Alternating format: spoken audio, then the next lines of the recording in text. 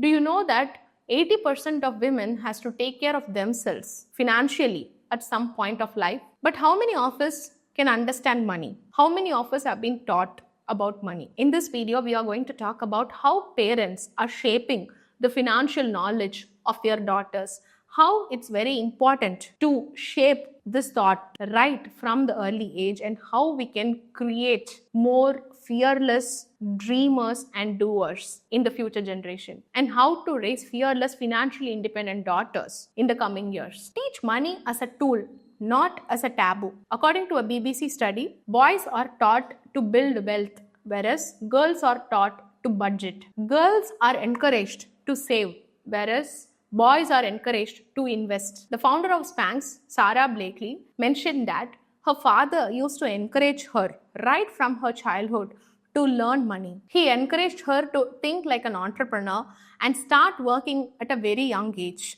and made her to handle money. And because of that, she is a self-made billionaire. How to introduce money as a tool and not as a taboo. Talk about salaries, talk about investments and money in dining table. Let our children listen, both boys and girls. Give real-world money lessons. Let our daughters handle a part of the budget. Let her monitor, let her do her expenses a little bit, and teach about money. Let's help our daughter to take her very first financial decision. It can be very small, but let her do that, because money don't have a gender. Both boys as well as girls need it, and let's encourage our children to learn this important topic right from the childhood. Perseverance beat talent. Angela Duckworth, author of Grit, one of the best-selling authors in the world, her father used to challenge her intellectually and used to praise her for the kind of effort and grit she has, not for the number of awards she gets. Right from her childhood, her father encouraged her to pursue things, even when it was difficult, even when there were setbacks.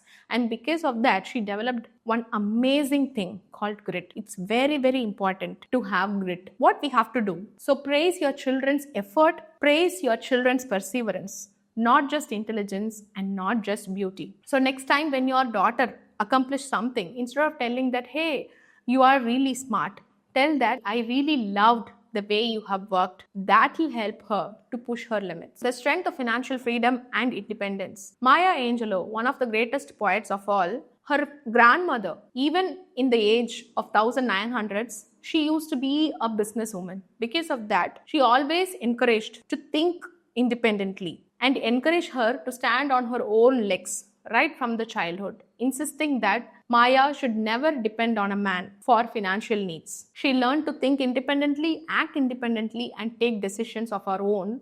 Because of that, Maya Angelou is Maya Angelou. We have to do the same thing with our children too. We have to encourage them. We have to make them understand that financial independence is such an important thing. Irrespective of the gender of the child, financial independence is important for everybody. Learning to speak up. Ruth Porat, CFO of Google. When she was young, her parents never treated her differently. They have never mentioned that, hey, this is only for your brothers, this is not for you. You have to do this because it is girly things. No, they never did that. When she got her first job, her parents said that probably you have accepted for a low salary. You can do more. You value much more than that. Because of that kind of an attitude which was developed, she is now the CFO of Google. So let's teach our daughters to negotiate. It can be for salary or it can be for opportunities. Let's teach them to negotiate fearlessly. In the real world, negotiation can determine a person's worth. Teach her to negotiate. From all the stories I have mentioned so far,